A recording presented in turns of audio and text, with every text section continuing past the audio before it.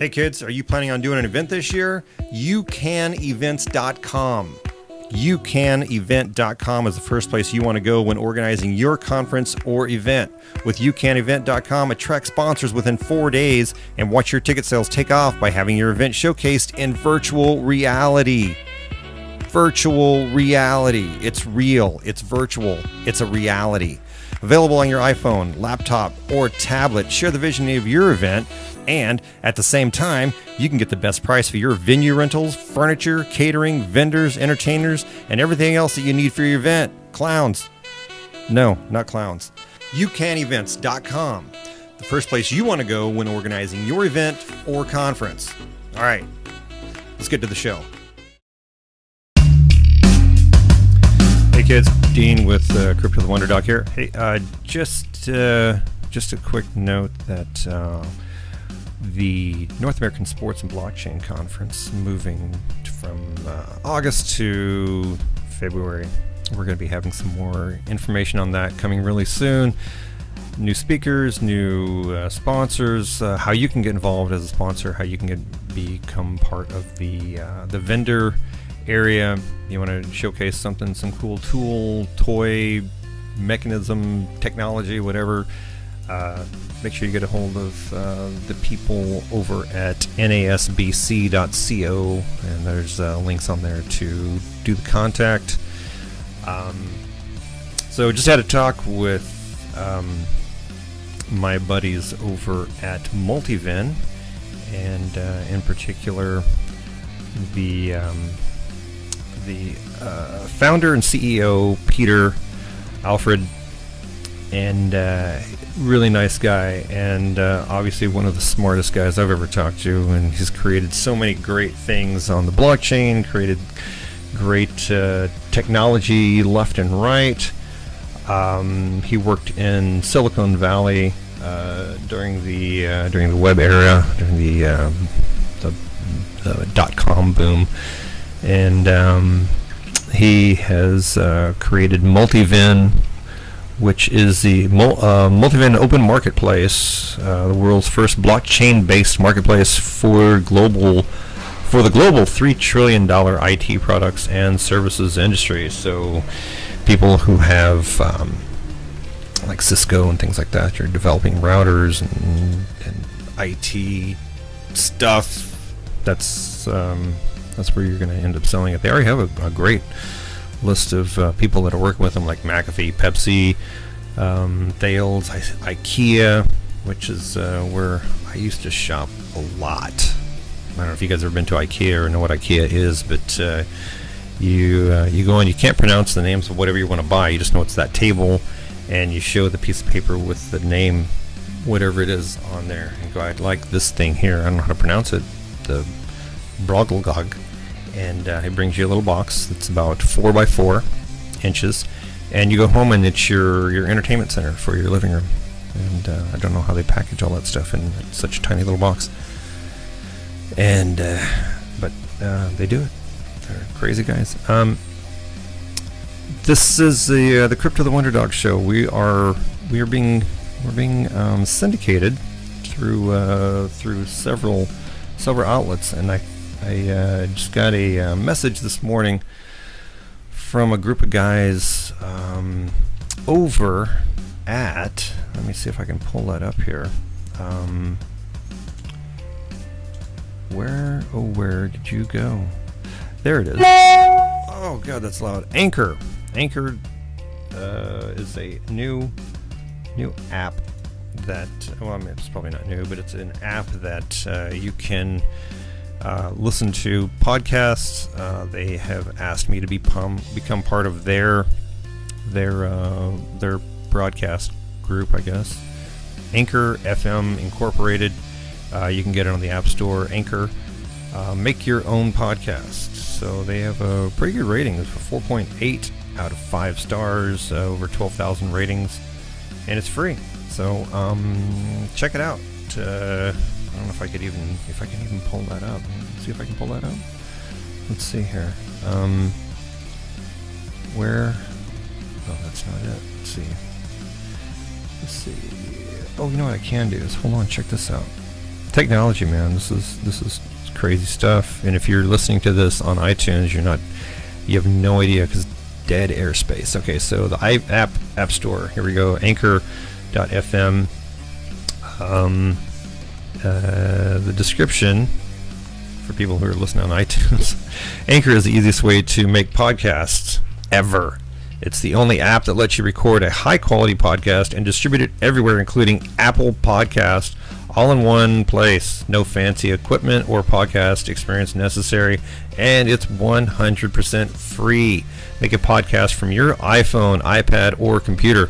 Record high-quality audio either with your device, built-in microphone, or plug it into your favorite external microphone. 4.8 out of 5 stars. So I think we're going to be moving, going over there, it's starting to cool off here in Southern California. I don't know if you're in Southern California, if you even care about the weather. Here in Southern California, it's a little brighter today than it was earlier, but it's starting to cool off. Thank God, man. I have a couple of fans in here going. Because when you live this close to the beach, they don't provide you with an air conditioner. They give you fans to blow around the hot air when hot air is not supposed to be here. There's supposed to be hot air near the beach. It's supposed to be nice and cool. Talking with Peter, get back to this. Let's go back to the Peter. The guys over here at Multiven team. Go back over here.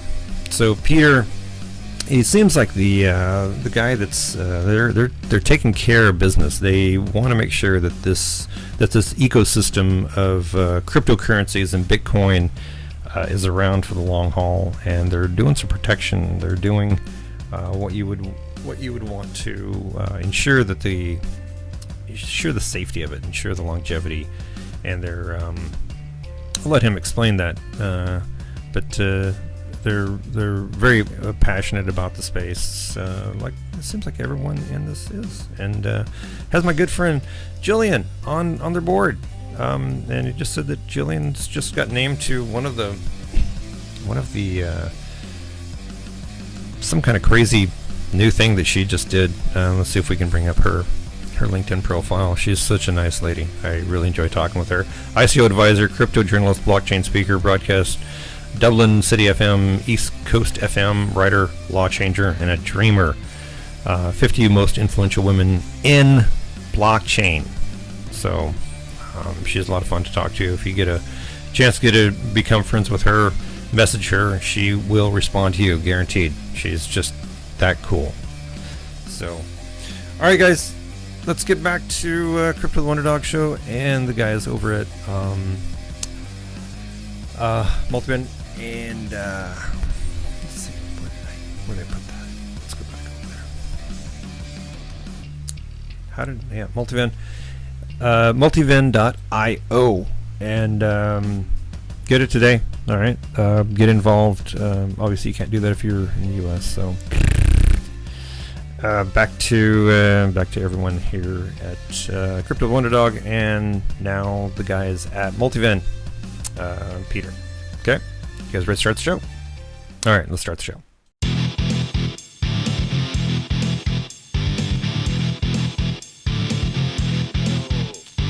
Oh, without makeup.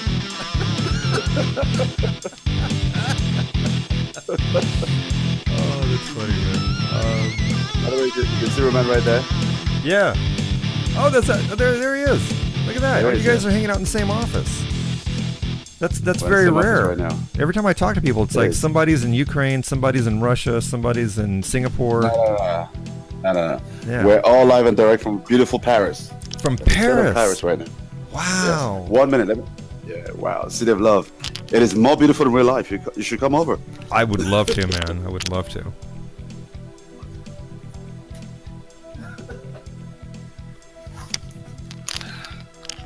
Paris, the city of love. It is, man. I've experienced it one time through the eyepiece of my camera, because I went there and I spent all of my time taking photos. Didn't really get to enjoy I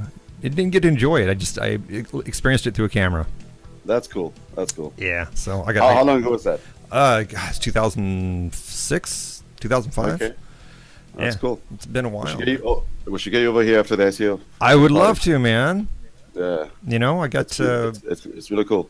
I got my passport being renewed right now. It should be launching in my mailbox any day now. So I think that's one of the things, one of the use cases of the blockchain, for instance. By the way, passports. It's such an old school thing. Isn't we're it? not going to carry chips on our body or whatever it is.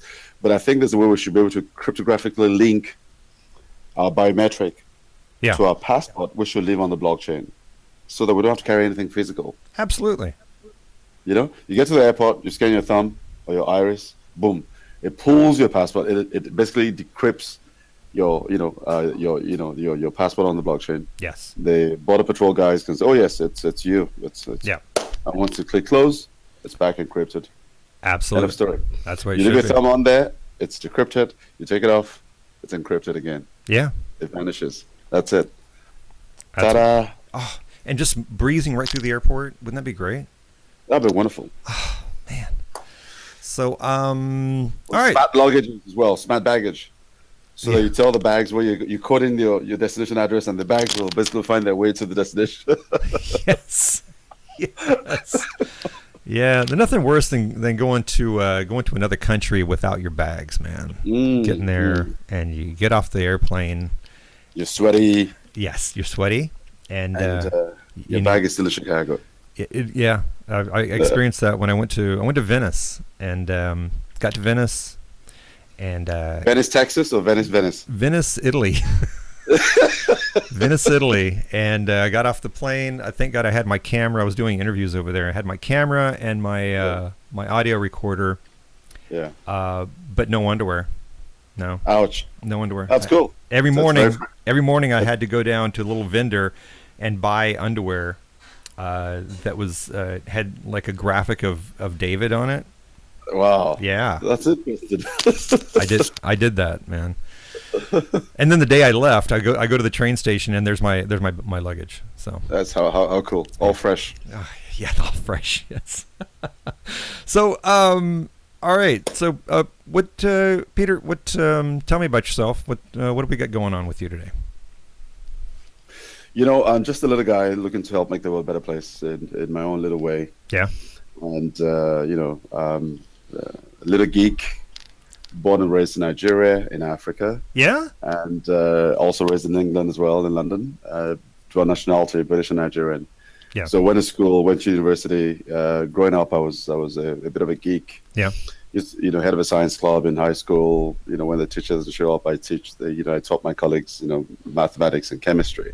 Wow. I had a lab when my dad bought me a laboratory, chemistry physics lab at home when I was 12 years old, because I was just very geeky. So I used to make I knew a whole bunch of stuff about things, fireworks and trying to make flying planes and stuff like that. Really? Yeah, at high school level, we're thinking Wow. of drones and things like that. Anyway, so I finished, university in Nigeria because I come from in my little town in Nigeria. I'm from the royal family, so because I'm an only child from my father, the way things go in those places, I had to finish my first degree in Nigeria before going to do my master's, abroad. So I finished my first degree in Nigeria, and then went on to actually launch my first startup, when I was in my early 20s. And that was actually just by pure chance. I ended up as a 23, 24-year-old. I was exporting. I was essentially cleaning the floor of the grounds of the forest in Nigeria, in Western Nigeria. Wow. They had us, this teak wood, this teak Yes. for garden furniture. Mm-hmm. So essentially, they planted a whole bunch of them, millions of them in Nigeria in the 60s. And by, the 1990s and so on and so forth, they started, falling down. And between November and February every year in sub-Saharan Africa, you get this very dry wind from the Sahara in the evenings. And it basically dries up everything, so the leaves are dry. It's Really? it's like autumn, yeah. It's so dry and crispy that at night you have like lightning and thunderstorms, and then boom. So all those logs, the teak logs, the teak trees, if they're plantation, logs, so if you don't fell them after 30 or so years, they just fall down and die. And when they die, they fall down across the forest. So when there's lightning at night and there's thunderstorm, those logs help to spread bushfire. Oh my gosh! Wow. So I essentially made my first $1 million, dragging those logs out of the forest, Really? cutting them up into chunks, loading them into containers and selling them to customers in India. That was in my 20s. Wow. How great is So that? it was good. It was good for the environment. It was good for my bank balance. It was good for my experience, and that's how I learned a whole bunch of stuff about entrepreneurship. So I did that for a few years, and then went to the States, went to New York, took about 6 months off. This was the late 90s. I took 6 months off. I was initially spent 3 months upstate New York, Yeah. with my uncle, around the Adirondacks, and came back to Manhattan as well. And I was exploring and thinking. So I spent those 6 months thinking, what's the next big thing? It's engineering, it's technology, it's internet. So I said, it's obviously internet engineering was a big thing. So I went to embed myself into internet engineering, and the best place in the world to learn about anything on earth that's to do with technical stuff is IBM, IBM University. Really? So I went to London and got some deep training in internet engineering, which was just in its early days at the time. And then went on to work for Cisco, became the technical leader for iOS, one of its, there are tons of technical leaders for different, things. But I led a team of engineers that were responsible for maintaining the integrity of Cisco's software. And we did that for a few years, initially in London. And then I went on I got relocated to California, to Palo Alto, and to San Jose, to the headquarters. I lived in Palo Alto. And ultimately in 2004, I came to the point where I thought to myself, this thing called the internet is fantastic. It's great. But I don't see it tied to any one vendor, one box. It's not about Cisco, it's not about HP. I ultimately saw a future where everything on earth will be connected to the internet. Everything will have an IP address. And, ultimately it won't be, vendor X, Y, or Z. It will be literally everything, every car, every boat, every airplane, every refrigerator, and so on and so forth, every baggage, smart this, smart that.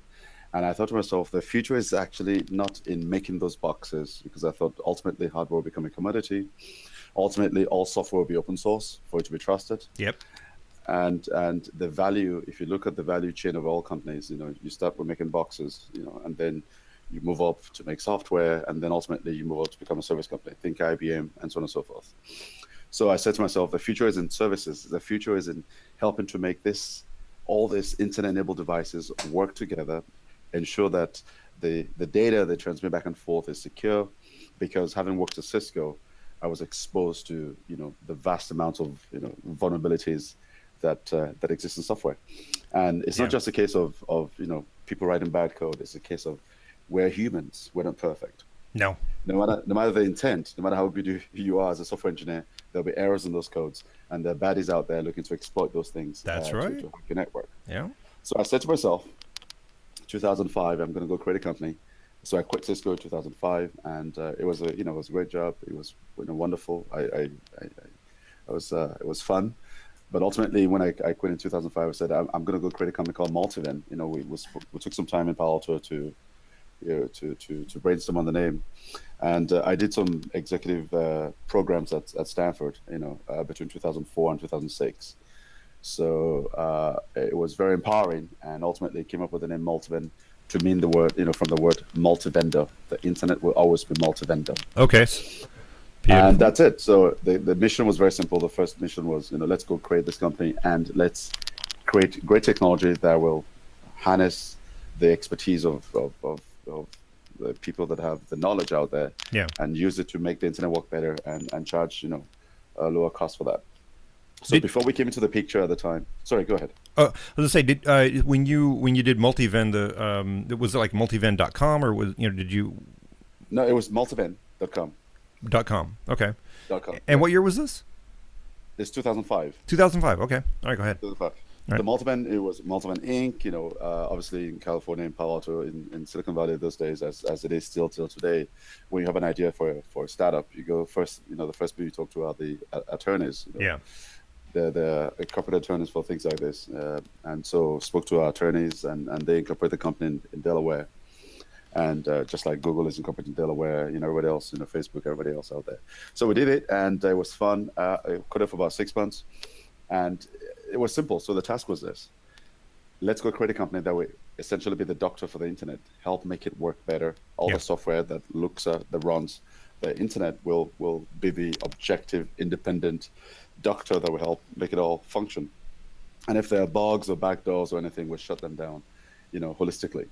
Now, so to do that, obviously humans, as a startup, we didn't have all the capital in the world, to do that.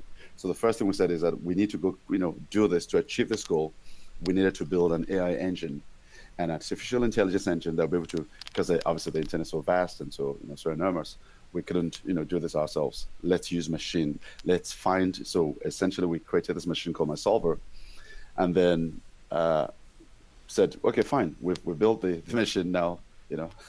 It's about garbage in, garbage out, right? Machines know as much as you tell them. Yeah. So we now need to feed the machine, and we made a short list of roughly 1,000 experts, security researchers, cryptographers, and internet engineering, leaders in the world, and we came up with this list, and we essentially created this platform called Pingster. It's pingsta.com. Okay.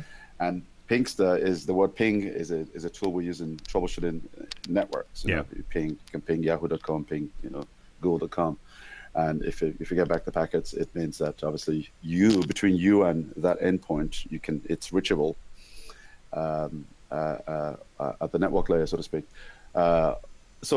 Ping, from the word ping, is troubleshooting tool, and star, ping a superstar, ping an internet superstar. So we wanted to essentially bring these experts together to recognize them for what they've done, because we see a whole bunch of folks. I mean, you guys in Southern California, everybody on TV for 5 minutes is celebrity.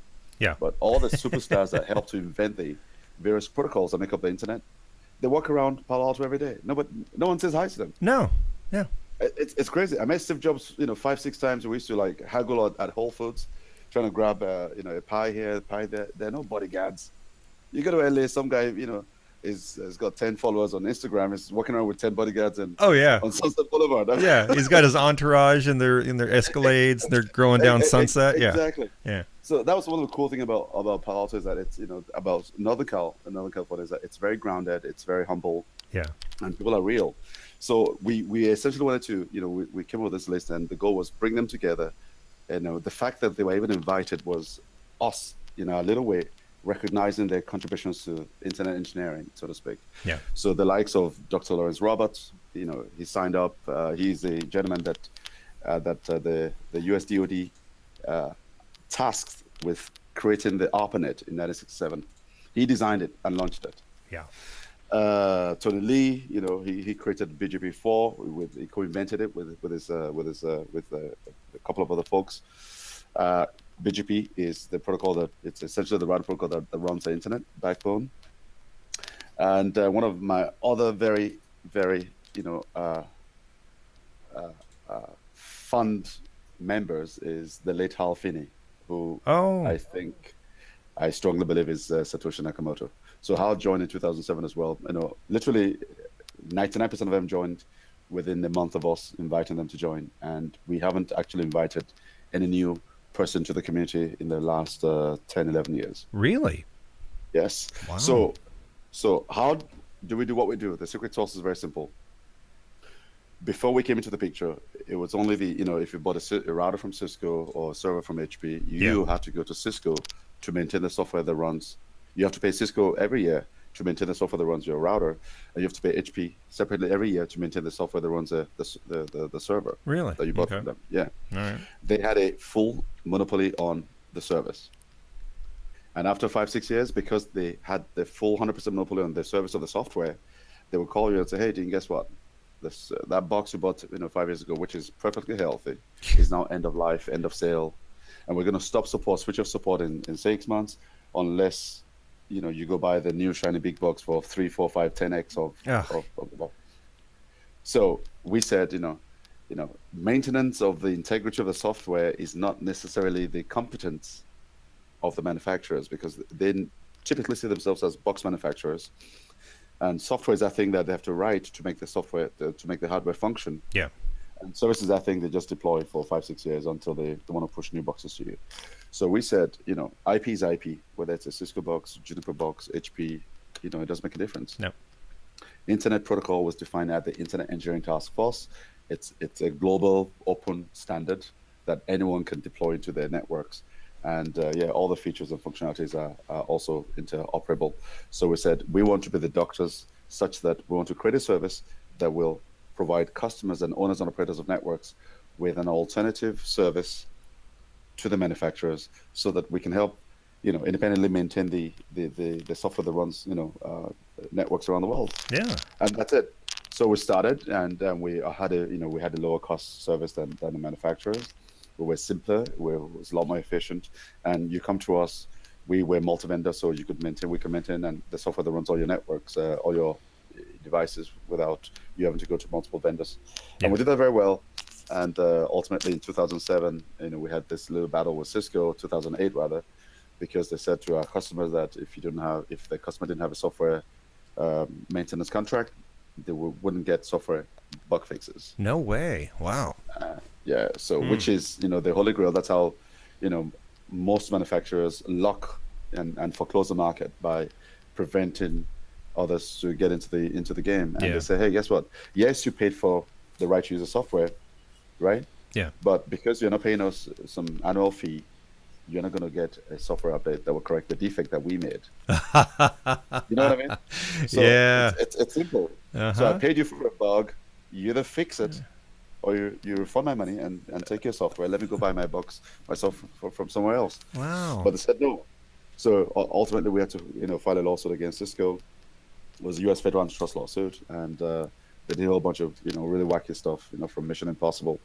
Ultimately, in 2010, after all the stuff, they threw all the stuff on the wall and none stuck. So ultimately, they settled the case in 2010, and we essentially became the first company in the world that was able to maintain the internet independent of all manufacturers. Wow, that's phenomenal. So that's it. So that was our first win. Yeah. And then we went on and did a whole bunch of stuff. And then, anyway, cut long story short, 2011, they breached a portion of that. So we filed a new complaint in Europe. And in 2014, the Swiss regulators issued a new ruling saying that we asked for two things for them to, A, confirm and rather affirm the right of consumers to software and security updates for life. So if you've paid for the rights to use a software, the features in it, that's what you paid for, really. Right. If any of those features are defective forever, you can go back to the manufacturer and get the fix without having to pay for some sort of annual service contract for the maintenance of the software. And that should have been just written in the law to begin with. Exactly. Yeah. Apple doesnly force you to get Apple Care to get software updates. It's the right thing to do. Yeah, of course. That's it. And when you don't patch networks, guess what happens? Cyber attacks occur. Oh, yeah. A cyber attack is an exploitation of a software defect. Mm-hmm. End of story. That's so right. If we can push fixes on all networks around the world, there'll be less cyber attacks. There will Absolutely. be less. So that's the right thing. Anyway, so we asked the Swiss for two things. We said, hey, please affirm the right of customers to all bug fixes and security updates. And two, please make software licenses transferable. If Paul here has paid for a piece of software license, right? So just to be clear, right? If you, Dean, if you write your own code, and that code, the intellectual property belongs to you forever. Mm-hmm. But if you sell the license to me, i.e., you license me to use that software, piece of software, right? Yep. And I pay you $10 for that right to use that software. If I don't need that software anymore, for instance, I should be able to give it away to my cousin, my aunt, my uncle. Absolutely. Or my friend. Yeah. You're not and using it. They should inherit the full licensee rights. Absolutely. Without having to pay you anything. So guess what?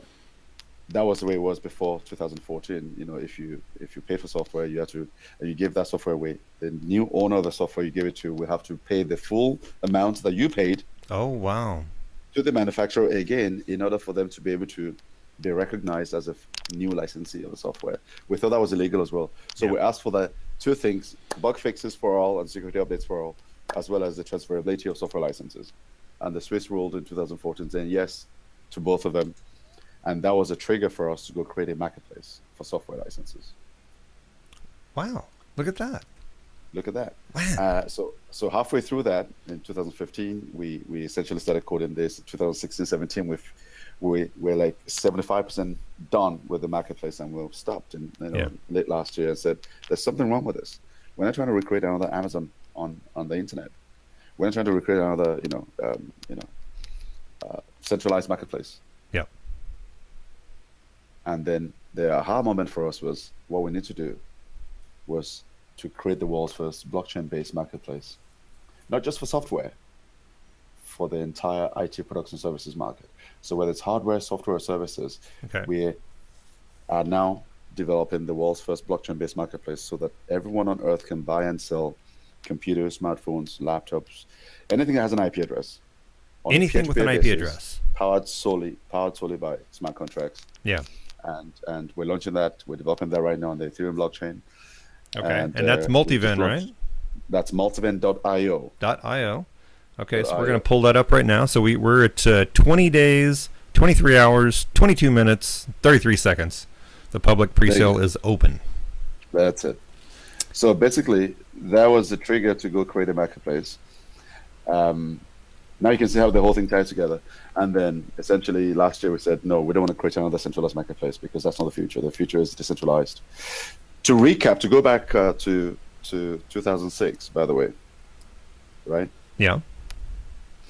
So, when I said we needed to, the internet is very vast. We can't, we don't have the budget to hire thousands of engineers to look after this thing called it. Exactly. So we had to innovate. And the key innovation at the point was, number one, let's create this AI engine. Number two, let's create a platform that will bring together a decentralized pool of experts. And Julian likes to call it the world's first decentralized intellectual network. Okay. That's Pinkster, P-I-N-G-S-T-A. Because we said to ourselves, if all our engineers were from the US, then they couldn't possibly serve customers in Russia or China. If they were all from China, obviously no one from the US would buy from us. And that was a trigger for us to actually decentralize the platform. So we handpicked engineers from 55 countries in 2006.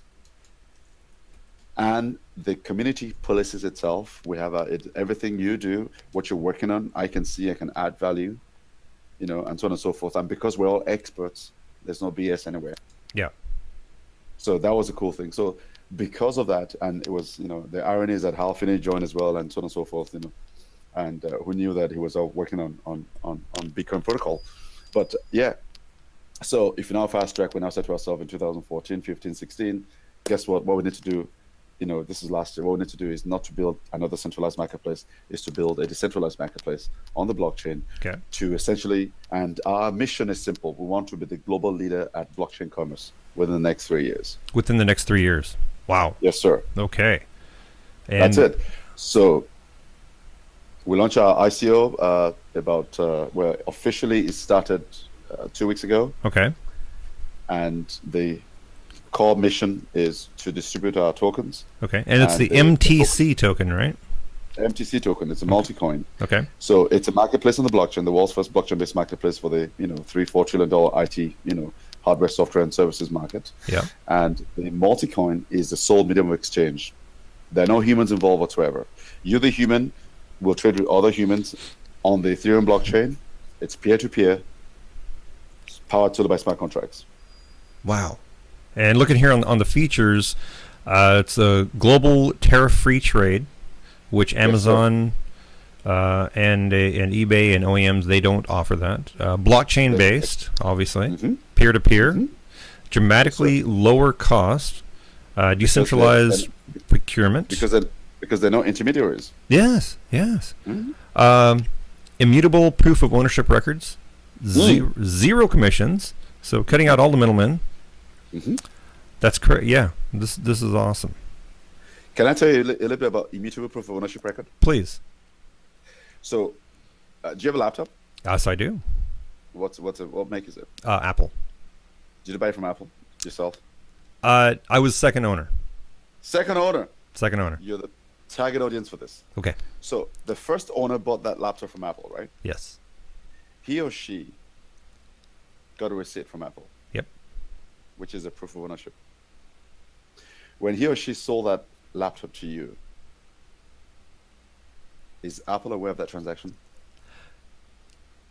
Not a transaction, no. No. So Apple is not aware of every transaction beyond the first. No. That same logic applies to all IT sales, hardware or software sales. Yeah. The manufacturer, the OEM is aware of the first transaction, but beyond that, they have no visibility into it. So if you needed to go back to Apple right now for some sort of warranty issue on the hardware or the software of your laptop, the first thing Apple is going to ask you to do is, prove that you own it. How do we know it actually belongs to you? Other than me holding it in my hand, that's the only, yeah. Exactly, but you could have grabbed it from some guy's I could have stolen laptop bag. Yeah. Yeah, I could have stolen it. So typically they will expect you to have some sort of, if you're thinking corporate level, they'll expect you to have some sort of sales, a purchase order that you used or the receipt or whatever it is. But that doesn't exist from point, Yeah. Exactly. So what we're doing is everything you sell on the blockchain is timestamped on the blockchain. So at any time T in the future, if you sell this laptop to 5 other guys, the 6th guy or girl wants support from Apple, goes to Apple, Apple says, hey, prove that you own the hardware. I don't have any proof of it. But guess what? There's proof of it on the Ethereum blockchain if you pull the Multiven Open Marketplace as an oracle. Wow, that's great. It's immutable. Absolutely. Immutable. All right. Immutable.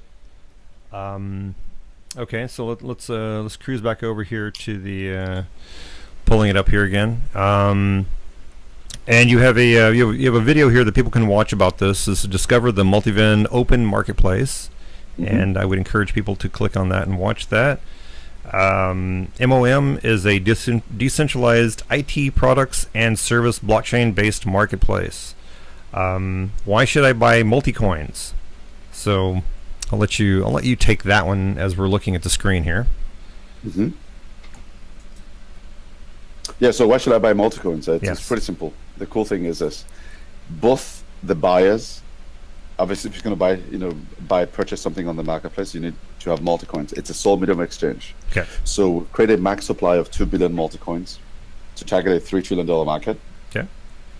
We're releasing about 5% of that right now in a pre-sale over the next 2 to 3 months with bonuses. And we're going to have the rest of the tokens will be sold in Q2 next year during the main ICO via a reverse auction. So if you're going to buy stuff on the marketplace, you need multicoins. We don't accept dollars or euros or Bitcoin on the marketplace. Wow. If you're going to sell stuff on the marketplace, you need to own multicoins as well. Okay. Because we're going to, both the buyers and sellers will have to stake 2x of the value of the product they're buying or selling per transaction. Okay. To keep them both honest. Good. So I'll give you an example. Yeah. You want to sell a laptop, on the MOM, Okay. and it's for 10 multicoins. Okay. The smart contract will pull 20 multicoins from you and hold in escrow, you the seller. It will pull 20 multicoins from me as well, the buyer, as well as the 10 multicoins of the, which is the value of the product's internal buy. Hold all that in, that's 50, multicoins in escrow. Tell and inform you that it's all funds are in escrow. Notify you, you ship to me. I acknowledge receipt. Boom. The escrow amount are released to you. You get your 20 back plus my 10 the purchase price, and I get my 20 back.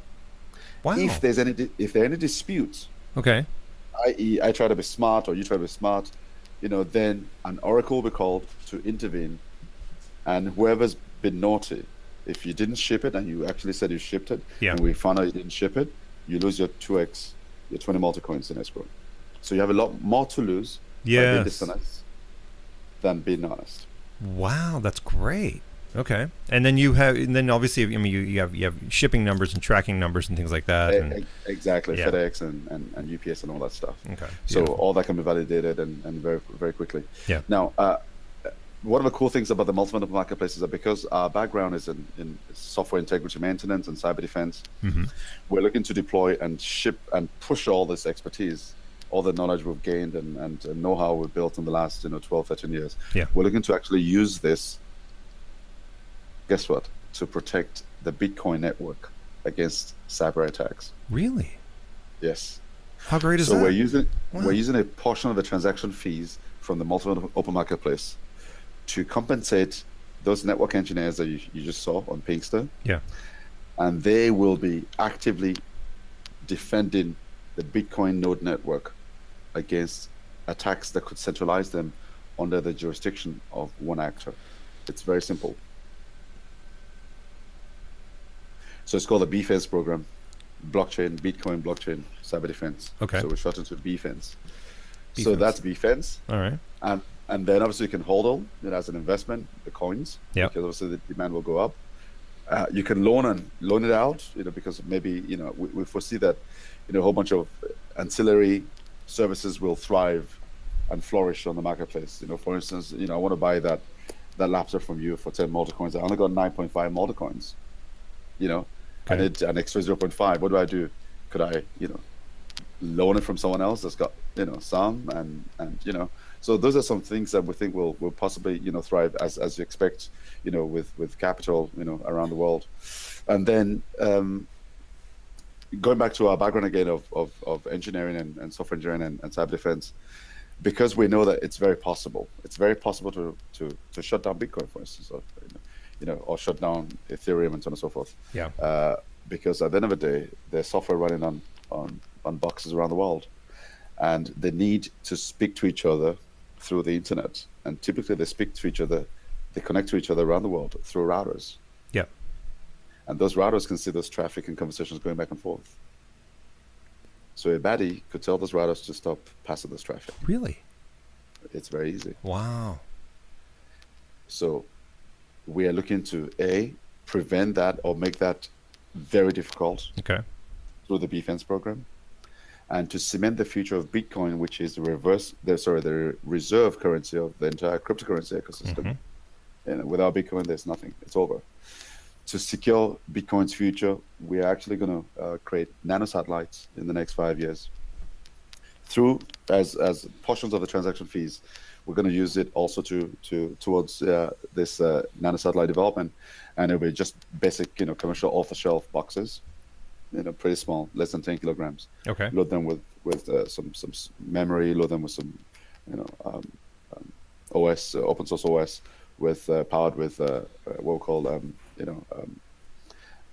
delay tolerant DTN, delay tolerant networking, which is essentially it's a form of communication protocol that allows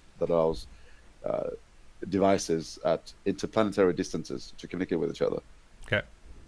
Right. When we're close to each other, we can talk through TCP/IP and so on and so forth. But over long distances, we need a different protocol. Yeah. And IETF and Dr. Vincef, I know a bunch of folks, wrote up this protocol. I think it's RFC 4838, and we're looking to port that into Linux and a whole bunch of stuff, and then load Bitcoin Core, on the box, Ethereum Core, and so on and so forth, and shoot them into low Earth orbit within the next 5 years.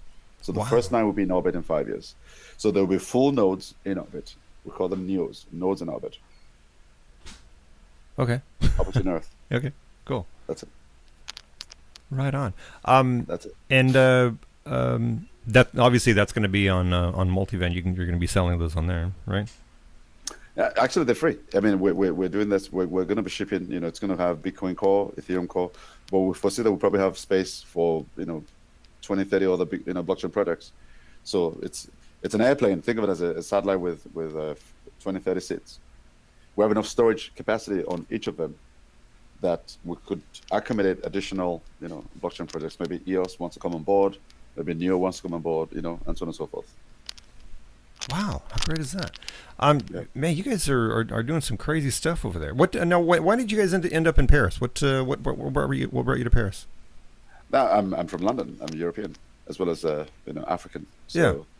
So I live. We have an office. So the ICO is driven out of our Parisian office because right now the French government under President Macron, his goal is to make France the ICO capital of the world. So he's very tech friendly. ICO capital of the world. Yes. Okay. He's very, very tech friendly. He's dynamic. He's young. He's fresh. There's a new buzz in France right now. Okay. That's never been there before. people are working hard, they're working late. It's startups are springing up everywhere.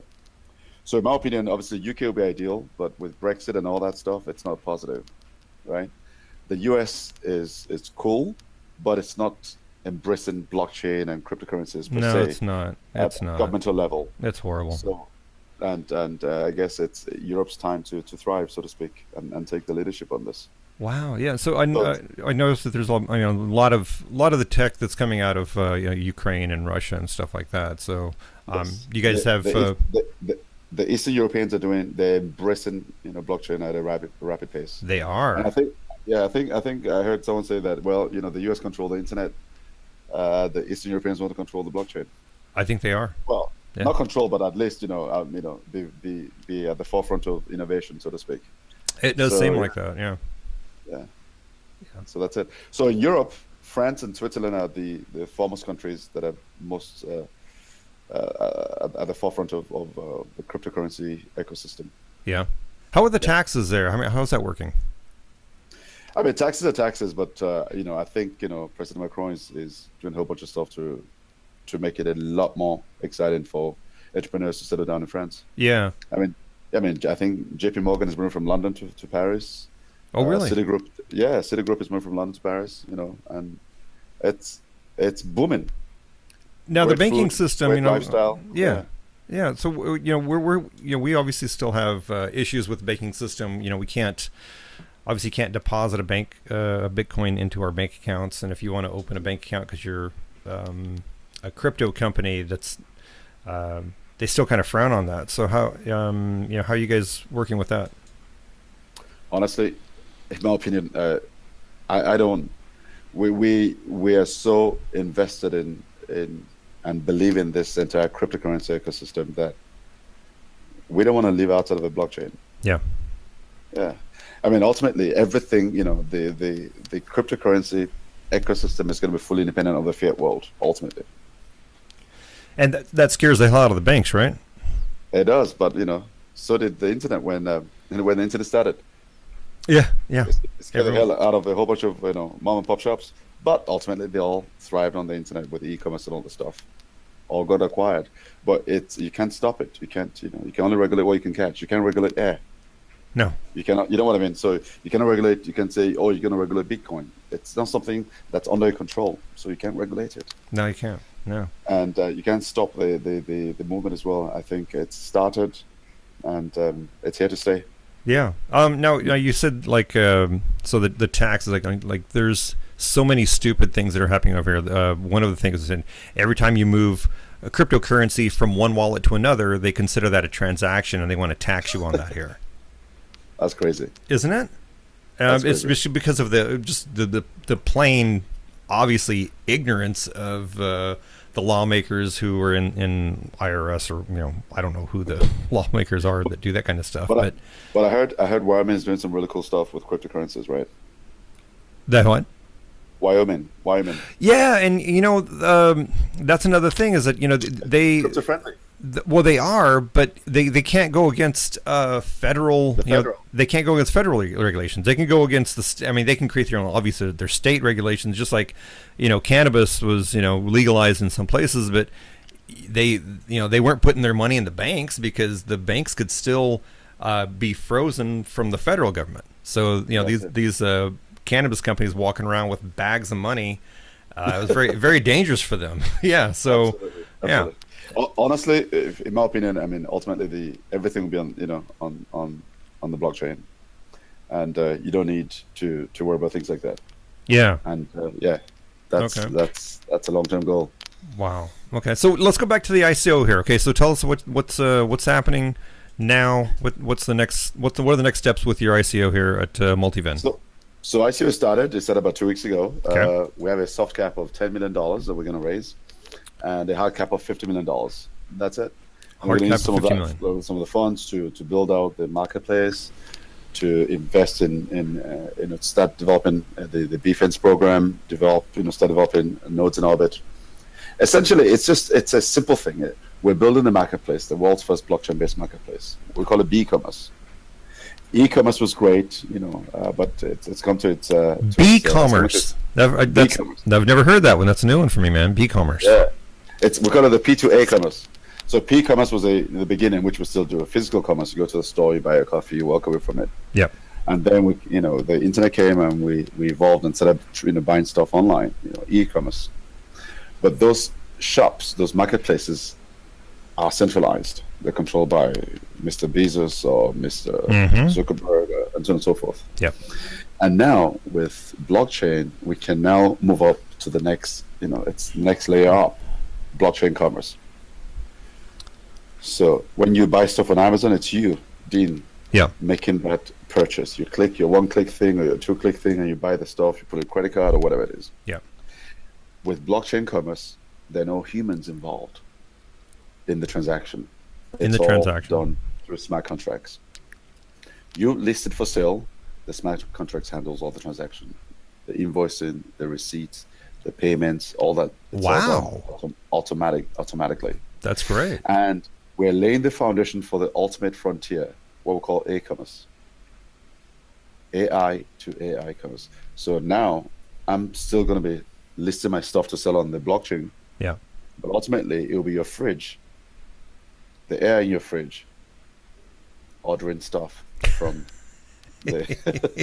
from Whole Foods directly. I'm low on milk, so I need to. Smart contracts. Yeah. Exactly. Wow. AIs don't deal in fiat. It's going to be crypto. It's crazy, man.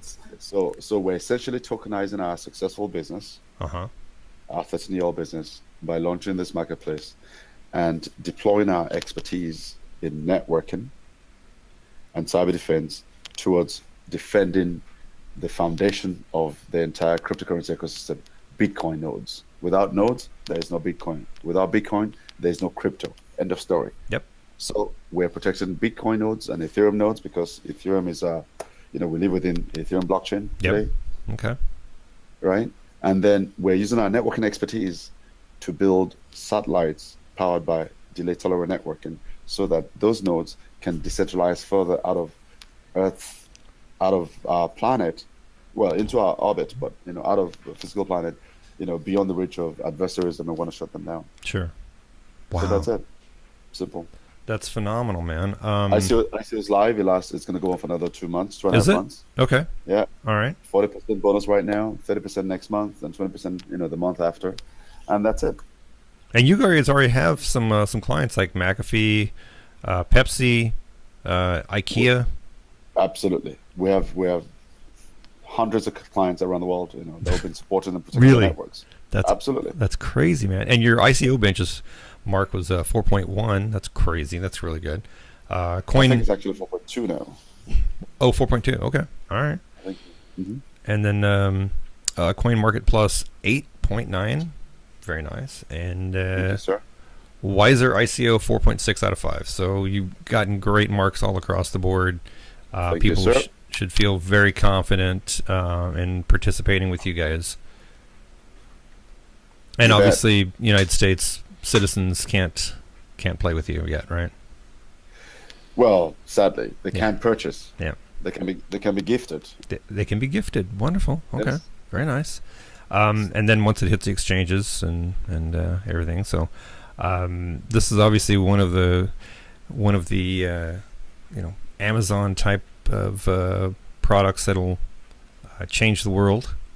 Absolutely. And, think of it as Amazon on the blockchain. Amazon on the blockchain. Decentralized. Beating them to the punch.